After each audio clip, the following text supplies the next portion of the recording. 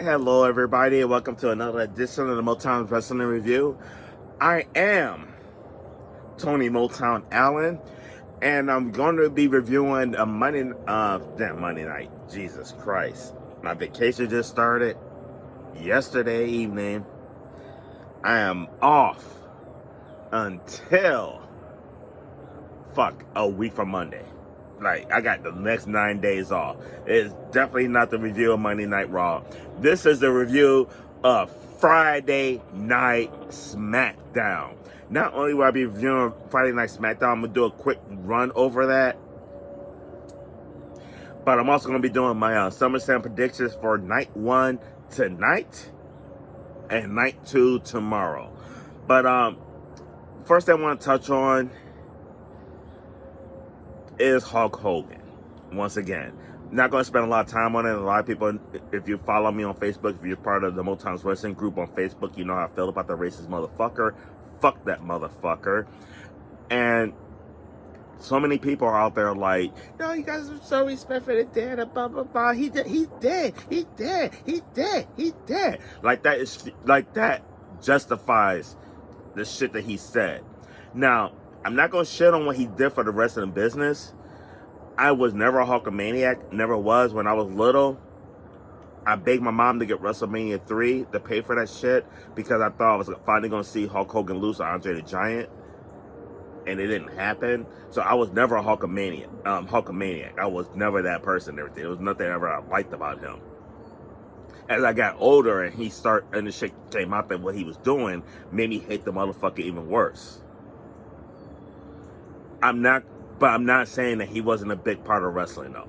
So don't confuse the fact that like I don't like that man as I don't recognize what he meant for the business. The man motherfucker got a 30 bell salute, 10 bells at fucking SmackDown, 10 bells at Raw, 10 bells at NXT. He's the first wrestler to ever get a 30 bell salute, and rightfully so. The way he meant for the business, Hulk Hogan is the biggest name in wrestling. He is. You can't deny that. Good, bad, or whatever. But he's still a racist piece of shit. Rotten hell. Fucking bitch. Anyway, now we're going to move on to Friday Night SmackDown. And the show first of all, the show kicks off with John Cena in the ring. And then Cody Rhodes come out there. And they're doing a promo, and John Cena is fucking one of the GOATs on the mic. He is definitely one of the GOATs and everything. But, and one thing that before the show, my prediction for this match is starting to come to fruition. Because John Cena cut a babyface promo. No, he had the fans like hating him and everything, and all of a sudden loving him. Like, it reminded me of when Rock Hogan, when Hogan was the heel and became babyface at that moment. This is what that reminds me of, and I think they're going to go in that direction at SummerSlam. I think we're going to see a double turn, but we'll get to that later. Julia with Kiana James at ringside with her, which I love the addition of Kiana James and everything. I know a lot of people may not be familiar with Kiana James though, but I just love the fact that they give Julia a mouthpiece. Taking on Selena Vega. The match was actually pretty good and everything. Julia got the win in this match. The women got a lot of time. The women are still doing their thing and everything. I gave this match a B-. I enjoyed both these women. I would love to enjoy the fuck out of them because I would put it on both of them. Like, dice! But the match itself I gave it a B+. Los Garza took on Mr. Aguiliano, whatever the fuck his name is, the Psycho Clown and everything. Another match that filled a lot of good spots, a lot of action and everything. Some of the stuff was a little sloppy. I'm not sure if that's because Psycho Khan and his partner just not kind of used to Americanized wrestling, whatever the case may be. They pointed out how Los Garza won the tag team titles in AAA, but they never won gold in WWE. They almost like FTR, to be honest with you. But the match itself I gave a B-. took a little bit off of some of the sloppy stuff that happened in the match and everything. The sloppy stuff actually did happen with Psycho Khan and actually mostly Mr. What's his name, but I gave the match a B minus. I thought it's still good, just not. I just couldn't get over some of that. Aleister Black took on Damian Priest, and this match ended with Priest winning by DQ. It was an okay match itself. I gave it a B minus. This B minus was not over sloppiness. It's just how the match went, to be honest with you. Like, I think I expected more out of them and everything. I mean, match itself was just okay. Jimmy Uso took on Tala Tonga, and the funniest thing with this match was Joe Testa, whatever his name is, at ringside, kept confusing Tala Tonga with Tamata. Like, he just kept getting the fucking names wrong, and I get it because Tala Tonga's name is so close. So I understand why he was mixing it up though. But the match itself I gave a C. Probably the worst match on the card, and it's kind of funny because it was like towards the end of the card as well. But the MFTs came out to jump Jimmy Uso after the match, and then that also led to Jacob Fatu coming out to help Jimmy Uso. But this felt like a waste of time. Speaking of waste of time, Logan Paul was out in ringside cutting a promo on Jelly Roll, and then Jelly Roll comes out, then Damian Priest comes out, and then RKO comes out. And speaking of waste of time, that was a waste of time though. But that's how the show ended, was pumping up this bullshit ass match. Man, that was 2 hours of SmackDown in like about 5 minutes. Now we're gonna get to our SummerSlam predictions and everything, and the first match on night 1. My prediction right now gonna be for night 1, and then after I do night 1, I'm gonna cover night 2. But night 1, Tiffany Stratton versus Jade Cargill. I got Tiffany, and before Naomi cashed in, my prediction would have been different. Okay, I really had Jade Cargill winning this title, and then Naomi cashing in on her and taking the title from Jade Cargill. But now that Naomi is the Raw Women's Champion, I got Tiffany Stratton retaining her title. I really do, and I'm really, really hoping, it's not a prediction, it's just a prayer, a hope. I hope that Tiffany Stratton turns heel to win. I hope she does some heel shit. I hope we see like heel Tiffany Stratton after this match. Logan Paul and Drew McIntyre versus Randy Orton and Jelly Roll. This pains me, because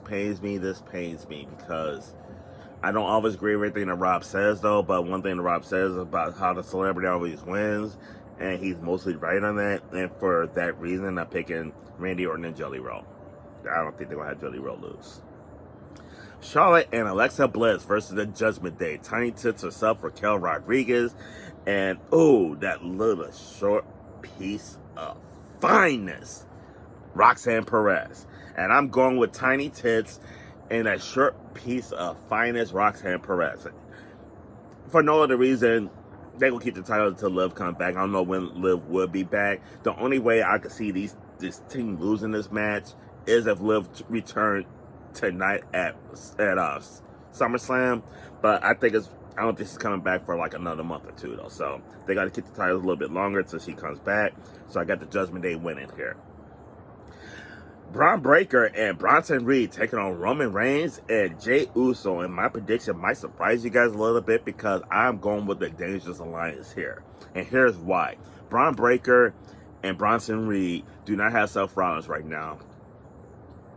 They're like a group without a leader, even though like Braun Breaker is kind of like the de facto leader in this. They need a signature win. Like Roman Reigns and Jey Uso would be super over. Win, lose, or draw in this match. They don't need this. The Dangerous Alliance need this match. Big time. If you're going to make them a legit threat, you're going to make them a legit contender, you're going to make them like a legit faction, they absolutely, positively must win this match. A lot of cheat still, whatever they got to do. They have to win this. Killian Cross versus Sami Zayn. This is almost my I don't give a fuck match. I really don't give a fuck about this. But I think Sami Zayn is going to win, and Killian Cross got to admit that he can't change it.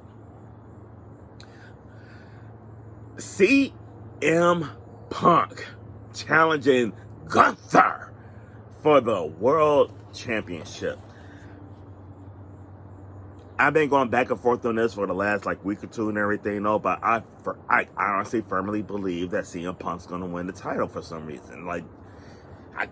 I might be stepping out on a limb on this, but I got CM Punk on this one. Next, night 2 of SummerSlam. We have Rhea Bloody Ripley, Mommy herself, and Mommy is always on top. And Io Sky, and all that fucking ass that Naomi got in a triple threat. They basically added Naomi to what was the match of the year a couple weeks back. I got Naomi winning this one. I got her actually beating Io Sky in this one to keep her title. She can't lose the title at SummerSlam on tomorrow. She cannot. Becky Lynch defending her U.S. title. What was the whatever title she got against Laura Valkyria, and I actually have Laura Valkyria winning this one. This is the match where, if she wins, she gets the title. If she loses, she can never challenge Becky Lynch for the title again. But I do have Laura Valkyria beating that dirty ass bitch. That as Ty put it, TTPP, that trifling bitch, Becky. Solo Sikoa defending his title against Jacob Fatu in a cage match, if I remember right. And I got Jacob Fatu winning this match. Jacob's at the point he needs a win and everything. He was so dominant as a heel, but his babyface run has been suspect, to be honest with you. But I got Jacob Fatu winning this one. And then we got Dirty Dom. Dominic Mysterio taking on the phenomenal AJ Stalker, because you've been stalking fucking Dirty Dom for the last month for this match, but you finally got it. You finally got it, AJ. I love you to fucking death. You are one of the best in the world. But tomorrow night, you are losing. You are losing to the greatest Intercontinental Champion of all times. Dirty Dom. Dirty Dom. Dominic Mysterio is beating AJ Styles.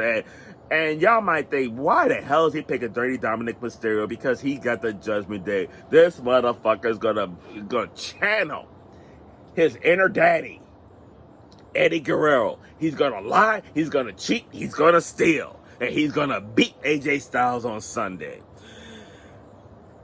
Then we get the 5-team TLC tag team title match, and I get the Street Profits winning this one.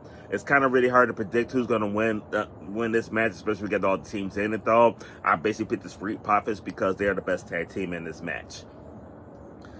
And lastly, we have Cody Rhodes taking on John Cena for the WWE Championship.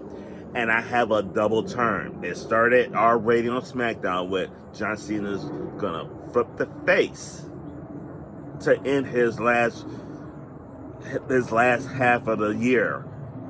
John Cena's done at the end of the year. He can't retire a heel. He's gonna retire a babyface. And it's gonna happen tonight.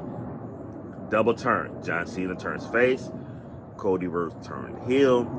Cody Rhodes gonna do some heel shit to win that title. You heard it here. I'm not saying The Rock. I'm not saying he's gonna join The Rock, because I know I've been seeing on the internet like The Rock. Fuck The Rock. Fuck you, Rock. Get your fucking ass out of this shit. You injected yourself into the storyline back in fucking February, and you didn't have the fucking decency to show up at the Super Bowl of wrestling, WrestleMania. So we didn't need you then. We don't need you now. Cody Rhodes could do this shit on his own. But Cody Rhodes, fucking heel turn. And that fine fucking hot chocolate that he has, Brandy Rhodes, will be right smack dab in the middle of it, just like I want to be smack dab in the middle of Brandy Rhodes, because I will put it on that hot chocolate like